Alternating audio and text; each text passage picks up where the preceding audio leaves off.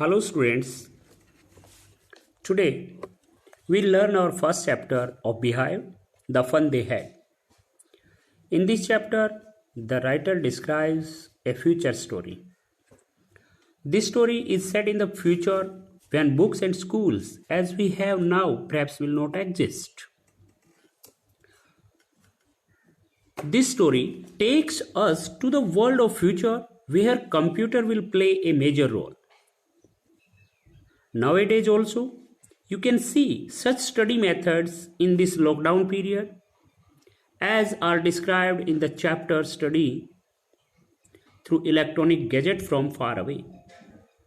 The only difference is that today's study involved teacher as a person, but the study in the chapter involves only electronic teacher or the mechanical teacher such as CPU, TV, etc.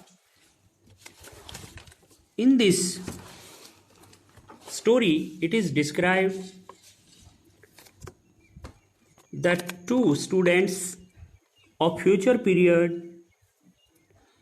approximate 150 years in advance from today find a printed book as we have today.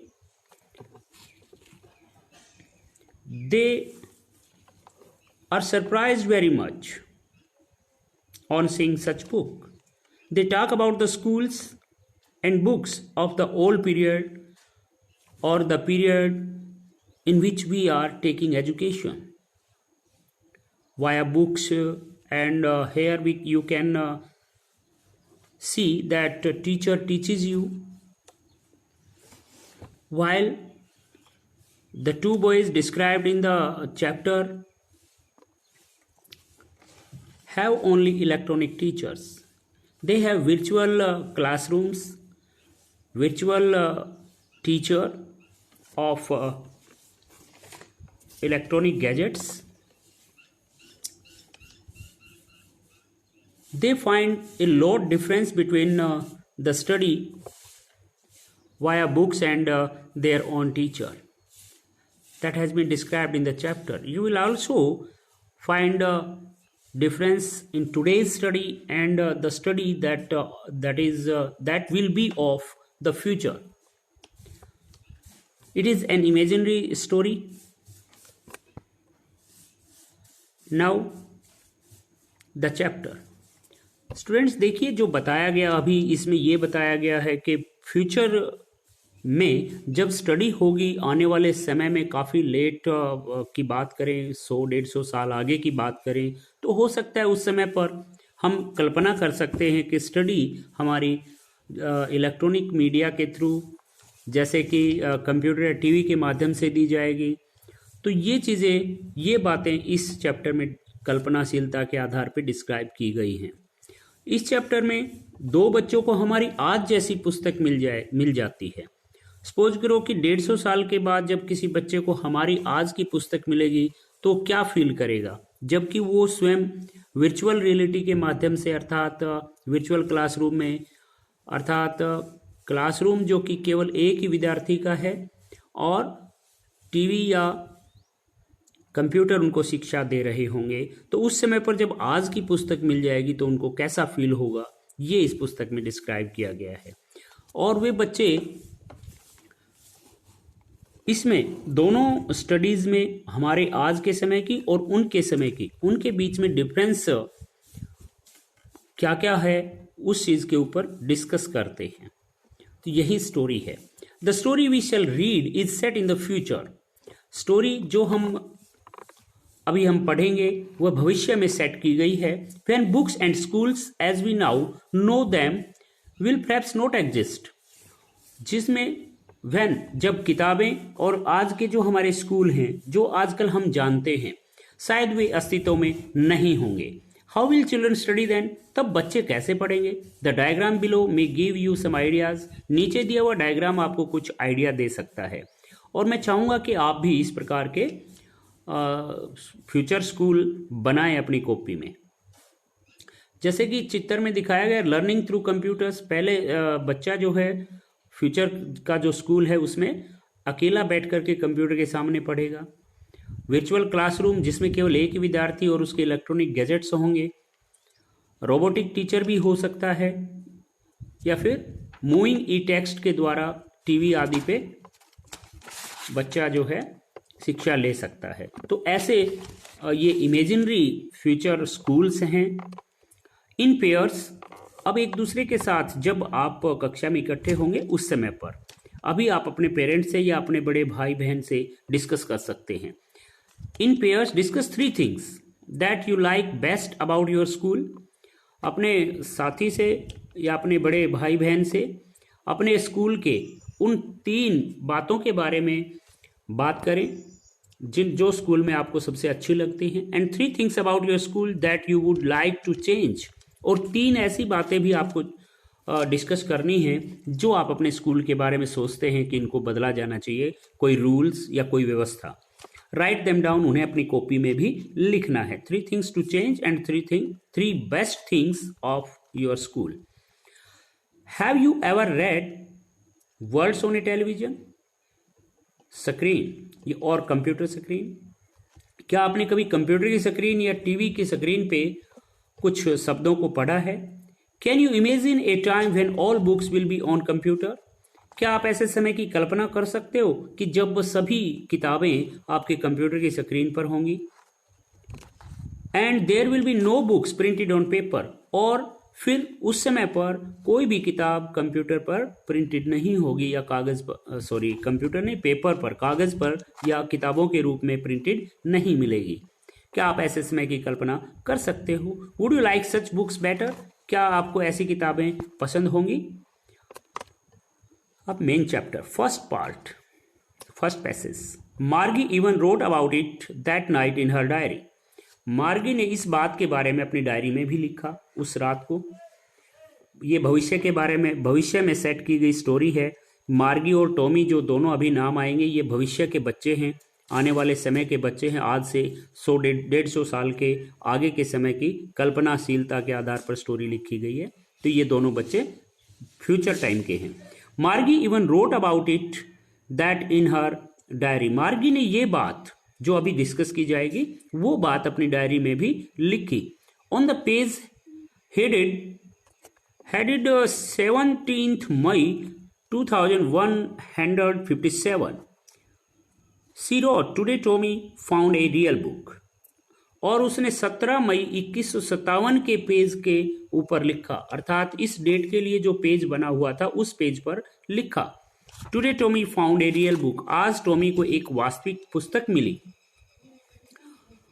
अभी जैसे हमने discuss किया था कि future school जो होंगे वो computer पर या रोबोटिक टीचर या टीवी स्क्रीन के होंगे, उनमें कोई मैनुअल अध्यापक नहीं होगा, पुरुष अध्यापक या महिला अध्यापक नहीं होंगे, उनमें केवल यही इसी प्रकार के वर्चुअल टीचर्स और वर्चुअल क्लासरूम होंगे।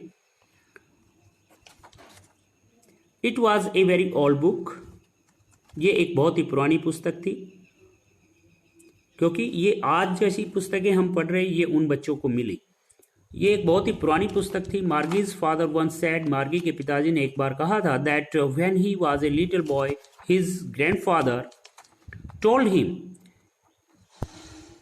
मार्गीज ग्रैंडफादर सेड, मार्गी के दादाजी ने बोला था, that when he was a little boy, कि जब वो एक छोटे बच्चे के रूप में थे, अर्थात जब वे उनकी उम्र एक बच्चे की थी, हिज ग्रैंडफादर टोल्ड हिम, तब उनके दादाजी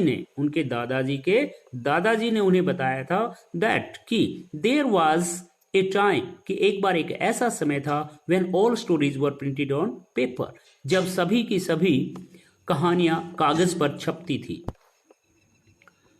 दे टर्न द पेजेस, उन्होंने पेजेस को बदला, पेजेस को पलटा, विच वर येलो एंड क्रिंकली, जो काफी पीले पड़ गए थे, और क्रिंकली, जैसा कि साइड में आप देख रहे हैं इसका अर्थ, क्रिंकली विद मैनी फॉल्ट्स और लाइंस, अर्थात काफी पुराना या मुड़ा तुड़ा, जिसमें मोड़ने से काफी लाइनिंग हो गई हो, दैट इज कॉल्ड क्रिंकली, जो काफी पीला और मुड़ा तुड़ा पड़ा हुआ था। And it was awfully funny to read words that stood still instead of moving the way they were supposed to on a screen, you know. And it was awful funny, और ये एक बड़ा ही आनंददायक लग रहा था तरीका, टू रीड वर्ड्स, इस प्रकार से शब्दों को पढ़ना, दैट स्टूड स्टिल, जो बिल्कुल शांत दिखाई दे रहे थे पेज के ऊपर, इंस्टीड ऑफ मूविंग, बिना मूव किए, बिना हिले डुले।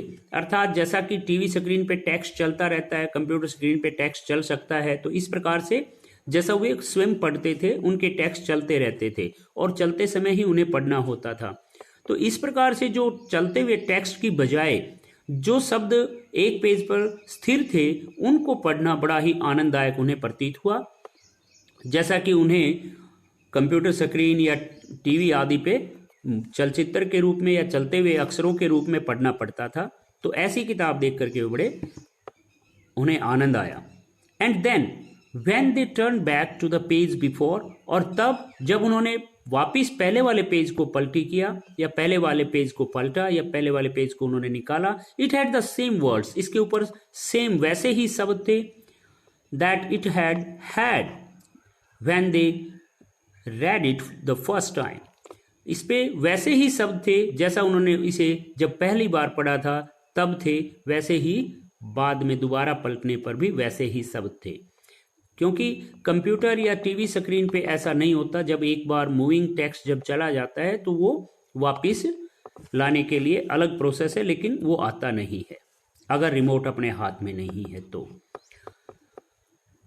गे या गी शब्द छी अर्थात घृणा के भाव लिए हुए है। सेड टॉमी, टॉमी ने कहा, व्हाट ए वेस्ट, कितनी व्यर्थ बात है, अर्थात कितनी बर्बादी है। When you are through with the book, जब आप किताब को पढ़ लेते हो, you just throw it away, तो आप इसे केवल फेंकते हो। I guess, मेरा ऐसा अनुमान है।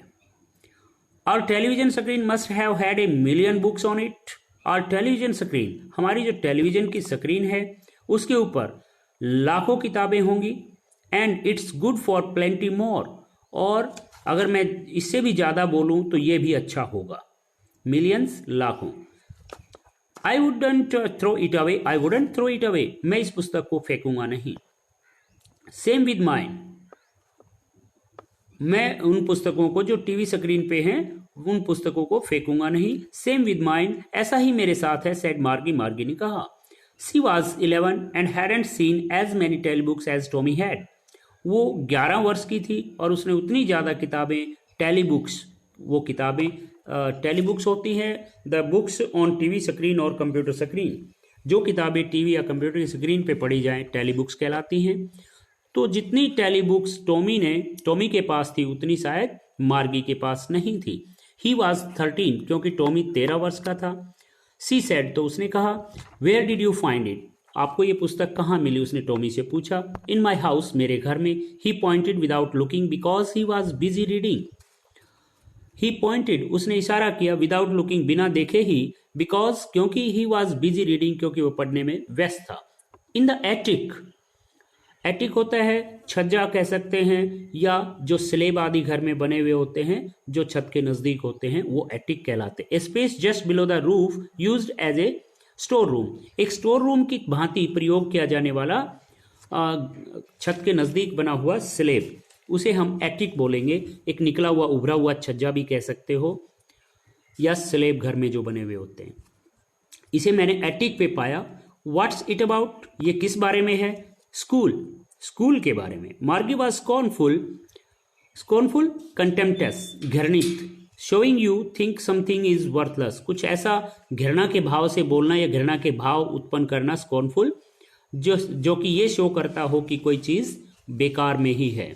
मार्गी वॉज स्कॉर्नफुल, मार्गी ने काफी घृणित से भाव शो किए और बोली, school, what's there to write about school, school के बारे में लिखने में क्या बात है, स्कूल के बारे में क्या लिखा जा सकता है। आई हेट स्कूल, मुझे स्कूल से घृणा है। तो घृणा वो क्यों करते थे? क्योंकि उनका स्कूल केवल एक ही कक्षा का कमरा होता था और उसमें केवल एक ही विद्यार्थी जो बच्चा पढ़ रहा होता, उनका टीचर भी रोबोटिक टीचर था, इसलिए वो ऐसा कहती है।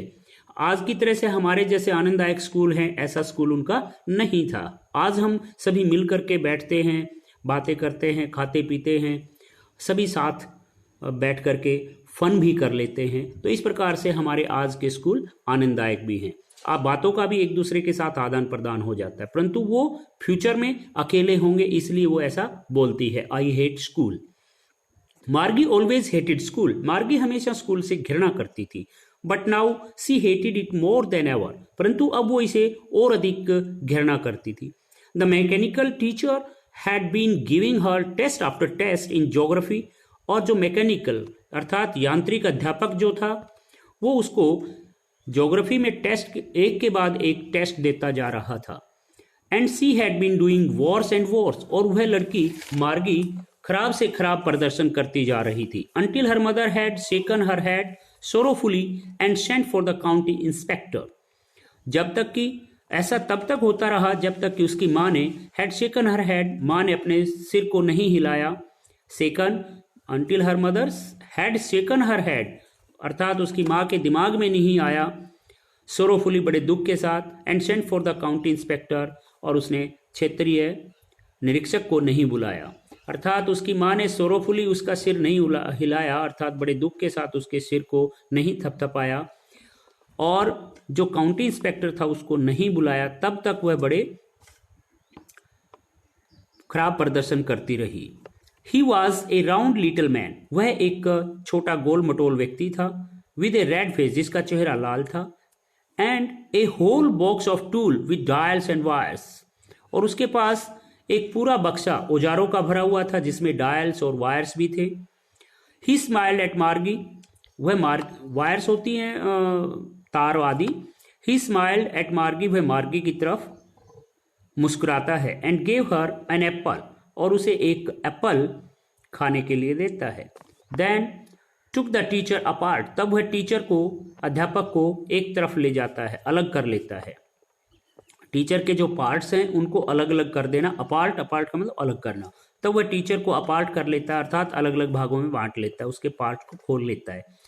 मार्गी हैड हॉप्ड, मार्गी ने उम्मीद की थी, he wouldn't know how to put it together again, कि अब वह नहीं जान पाएगा कि वह इसे दोबारा से कैसे जोड़े, इसको इकट्ठा कैसे रखे, इस बात को ये नहीं जान पाएगा। But he know how all right, परंतु वह जानता था, हाउ ऑल राइट, कि किस प्रकार से सब ठीक होगा। एंड आफ्टर एन आवर और सो, लगभग 1 घंटे या इसके बाद, देयर इट वॉज अगेन, यह दोबारा से अपने स्थान पर था। लार्ज एंड ब्लैक एंड अगली, बड़ा सा, काला सा और भद्दा सा। विद ए बिग स्क्रीन, एक बड़ी स्क्रीन के साथ। On which all the lessons were shown, जिस स्क्रीन के ऊपर सारे चैप्टर, सारे पाठ योजना दिखाई गई थी। And the questions were asked, और प्रश्न भी पूछे गए थे। उस स्क्रीन के साथ भद्दा सा, काला सा और बड़ा सा, यह दोबारा अपने स्थान पर था। दैट वाजंट सो बैड, वह इतना बुरा भी नहीं था। द पार्ट मार्गी हेटेड, जिस भाग को मार्गी घृणा करती थी, मोस्ट सबसे अधिक, वाज द स्लॉट, वह स्लॉट था, वह स्थान था, स्लॉट स्थान। Where she had to put homework and test paper, जहां पर उसे अपने गृह कार्य को रखना पड़ता था और टेस्ट पेपर्स को रखना पड़ता था, अर्थात अपने टेस्ट, दिए हुए टेस्ट को रखना पड़ता था। क्वेश्चन के आंसर जो लिखे हुए थे उसने स्क्रीन पर ही उनको जहां पे रखना पड़ता था, उस स्थान को वह सबसे अधिक घृणा करती थी। She always had to write them out in a punch code, उसे ये सारे कार्य, अर्थात अपने गृह कार्य को, she always had to write, उसे अपने सारे गृह कार्य को लिखना पड़ता था। इन ए पंच कोड, एक कूट भाषा में, पंच कोड में, अर्थात कूट भाषा कह सकते हैं, सांकेतिक भाषा कह सकते हैं, एक पंचकोड में उसे लिखना पड़ता था। दे मेड हर लर्न, जिसे उसे सिखा दिया गया था। When she was 6 years old, जब वह 6 वर्ष की थी। And the mechanical teacher calculated the marks in no time, और जो यांत्रिक अध्यापक था वो बिना कोई समय गवाए और उसकी कैलकुलेशन, उसके अंकों की कैलकुलेशन कर देता था।